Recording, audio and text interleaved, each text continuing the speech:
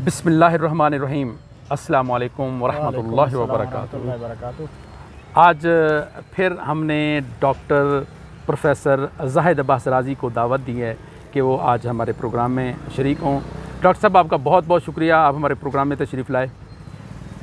Doctor साहब, आप ये बताइए कि ये इस्लामी जमहूरिया पाकिस्तान है और हमारे मुआशरे में आप देखते हैं कि दीन की तरफ रुझान बहुत कम है, तो दीन को लोग मुश्किल क्यों समझते हैं?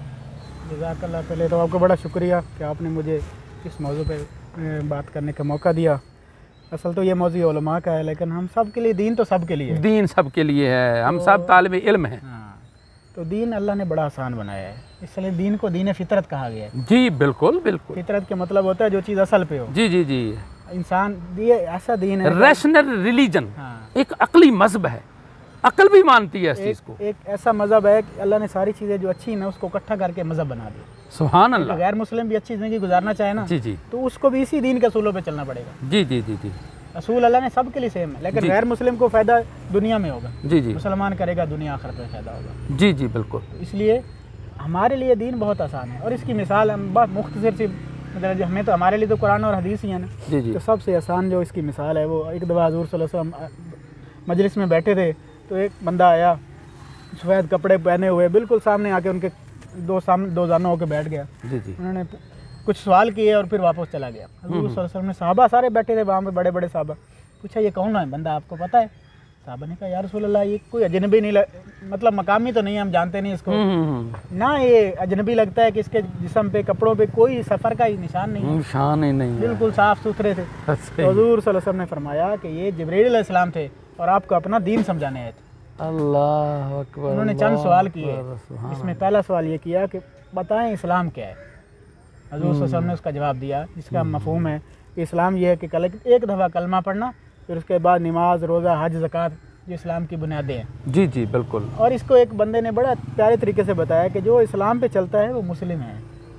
जी जी बिल्कुल। मुस्लिम उसको कहते हैं जो इस्लाम पे चलता है, लेकिन इस पे मुस्लिम पे कोई गारंटी नहीं है, क्योंकि मुनाफिक भी इस्लाम पे चलते थे। जी जी जी वो भी कलमा पढ़ते थे, रोज़ा रखते थे, जी हज करते बिल्कुल थे, बिल्कुल। 5 वक्त की नमाजें हजूर के पीछे पढ़ते थे। जी जी बिल्कुल। इससे ऊपर का दर्जा जो दूसरा सवाल पूछा जिब्रील अलैहिस्सलाम ने, वो है ईमान क्या है। जी जी जी फिर हज़ूर सल्लल्लाहु अलैहि वसल्लम ने जवाब दिया कि ईमान ये है कि अल्लाह पे, अल्लाह की ज़ात पे, फ़रिश्तों पे, आखिरत की किताबों पे, नबियों पे, तकदीर पे ईमान लेके आना, खैर और शर पे ईमान लाना, ये ईमान है। जी जी। और ईमान के बारे में कहा, जिस तरह चंद बद्दू लोग आए ना हज़ूर सल्लल्लाहु अलैहि वसल्लम के कि हमने कलमा पढ़ा, हम तो मोमिन हो गए। जी जी जी। उन्होंने कहा नहीं, आप तो अभी इस्लाम में दाखिल हुए हो। ईमान जो है अल्लाह ने फिर एक और जगह फरमाया कि ईमान ऐसा नहीं है, ईमान के बारे में, ईमान में तुम्हें आजमाया जाएगा जी, माल के ज़रिए, जान के ज़रिए, औलाद के ज़रिए, रकबे के ज़रिए, कारोबार के ज़रिए, हर चीज़ से अल्लाह आजमाता है। जी जी। फिर जो आजमाइश में पास होगा वो मोमिन होगा। जी जी बिल्कुल। और जन्नत में जाने का भी यही शर्त है कि जिसके दिल में ज़र्रा बराबर ईमान होगा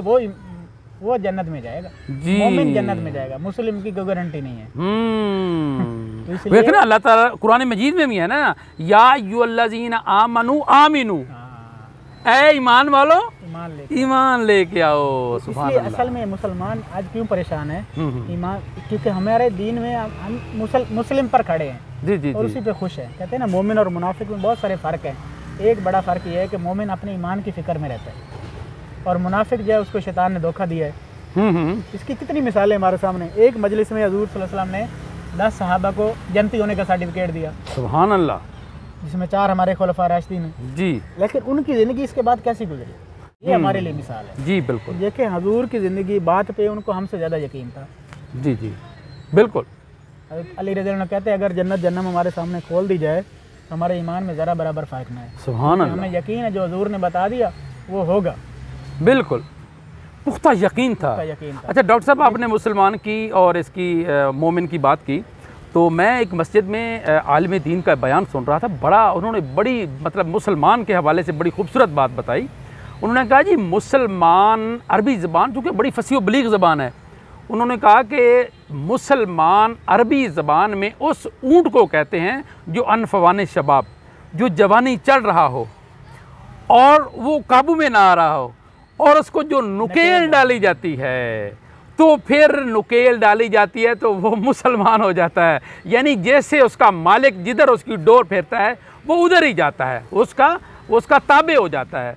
तो हम मुसलमान, हमारे अक्सरियत आप देखें, हुजूर की हदीस भी है जी, ना, फरमाया कि सारे बनी आदम गुलाम है अल्लाह के, जी, सबसे बेहतरीन गुलाम है। कलमा पढ़ते हैं तो हमें नुकेल डाल दी जाती है, तेल डाल दी जाती है। लेकिन अफसोस की बात यह है कि उस पर अमल दरामद जो है ना, ईमान कलमा तो पढ़ लेते हैं, बाकी जो चीज़ें हैं उन पर सही तौर पे अमल दरामद नहीं करते, जिसकी वजह से हमारे माशरे में परेशानियां हैं, इसकी मसाइल हैं। बुनियादी वजह हमें क्या कि ईमान की कमज़ोरी है। ईमान की कमज़ोरी। अपनी आंखों से आपने भी देखा होगा कि मस्जिद में लोग काम कर रहे होते हैं, रिपेयरिंग का काम कर रहे हैं, मजदूरी कर रहे हैं, टाइलें लगा रहे, नमाज नहीं पढ़ते। ऐसा ही बिल्कुल, अल्लाह अकबर, ये बड़ा लम्हा फिक्रिया है डॉक्टर साहब, हमारे सामने बिल्कुल ऐसे ही है, बिल्कुल ऐसे ही है। काम कर रहे होते हैं, जमात हो रही है लेकिन नमाज नहीं पढ़ती। डॉक्टर साहब ये क्या वजह है? ईमान की कमजोरी। ऐसे कई लोग, तो ईमान को ताकतवर कैसे बनाएंगे? ईमान, ऐसे कई लोग आपने देखे होंगे, हमने भी देखे कि जो नबीना लोग होते हैं वो मस्जिद जा रहे होते हैं, बिल्कुल उनको ईमान पकड़। डॉक्टर साहब मैं बिल्कुल एक दफ़ा मैं रावलपिंडी की एक मस्जिद में नमाज़ पढ़ने गया, तो मैं ज़रा जमात से लेट हो गया, तो मैं क्या देखता हूँ, कुर्सी से एक बुजुर्ग उठता है जो दीवार का सहारा लेकर आहिस्ता आहिस्ता दीवार को पकड़ के वो अपने घर जा रहा है। तो मैंने देखा कि ये ठीक ठाक जो मतलब है वो नहीं आ रहे, और इसको देखो बुजुर्ग को कि ये कितनी मतलब एहतमाम करता है, इसी तरह मुश्किल से आता होगा, तो अल्लाह को कितना अच्छा लगता होगा वो। बेशक। तो असल में ईमान की कमज़ोरी, और ईमान के आपने सवाल किया कि ईमान की कैसे मजबूत बनाया जाए। बिल्कुल, ईमान की अल्लाह ने बताया कि ईमान मुज़ाकरे से बढ़ता है। मुज़ाकरा कहते हैं बात करना, बोलना, सुनना ना।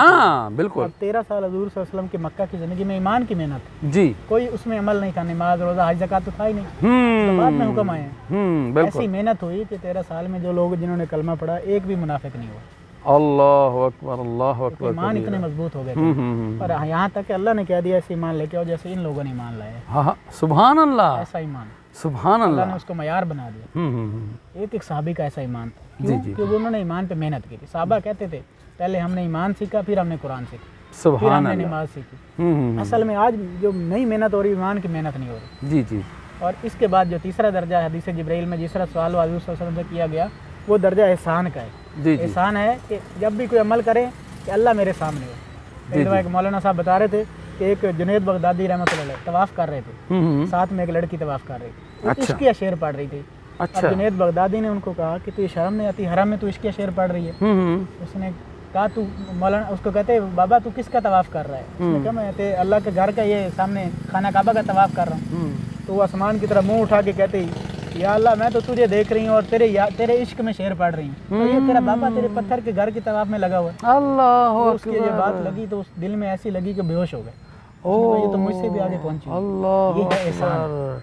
असल में इश्क की अकसाम होती है ना, इसके मजाजी होता है, इसके हकीकी होता है। असल तो इश्क अल्लाह के साथ है। जी बिल्कुल बिल्कुल। हम ये तो जानते हैं कि अल्लाह के नबी सल्लल्लाहु अलैहि वसल्लम अल्लाह के महबूब हैं। जी। नबी सल्लल्लाहु अलैहि वसल्लम का महबूब कौन है?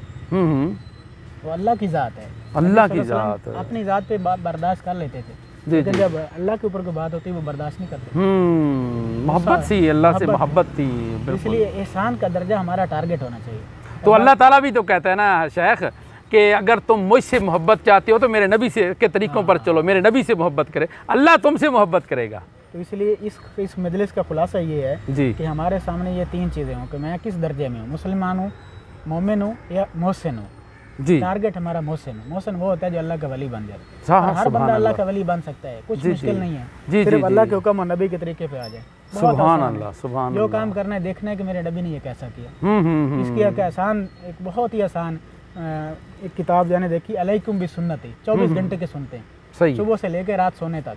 वो एक आलिम बता रहे थे सिर्फ इनके अमल कर लें तो 70% सुनते उसमें आ जाते। जी। छोटी सी किताब है वो। जी। हजूर ने खाया कैसे, पिया कैसे, चलते कैसे थे, उनके इखलाक कैसे, सुभान अल्लाह, जिंदगी में आ जाए। बहुत आसान जिंदगी, बहुत आसान जिंदगी है। देखें आसान जिंदगी दी है डॉक्टर साहब, ये आपने बात की, और दीन पर चलना बहुत आसान है, बहुत आसान है। और देखें जिक्र का मतलब एक आलिम दीन बता रहे थे कि जिक्र का मतलब यही नहीं कि आप सुभान अल्लाह सुभान अल्लाह सुभान अल्लाह कहते रहें।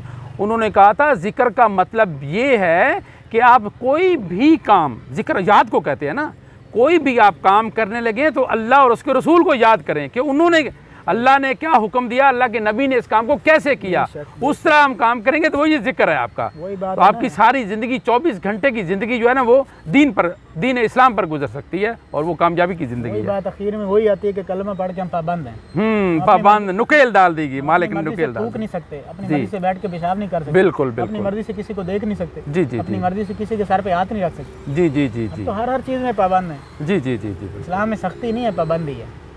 तो इस पाबंदी को सीखने के लिए नमाज है, जी जी, 5 वक्त जिस तरह नमाज में पाबंदी है ना, पहले क़याम है, फिर रुकू है, फिर सजदा है, इसी तरह हम 24 घंटे अल्लाह के हुक्म नबी के तरीके के पाबंद हैं, पाबंद हैं। एक जानवर है ना, उसके गर्दन पे तकबीर पढ़ेंगे वो हलाल होगा, जी वही जी, छुरी अब पेट पे फेर दे हराम हो जाएगा। अल्लाह अकबर, बेशक तकबीर भी पढ़ तकबीर भी लें, पढ़ ले, क्योंकि तरीका नहीं है। नहीं अलग है। तरीके पे चलेंगे तो कामयाबी है, तरीके पे नहीं चलेंगे तो नाकामी है।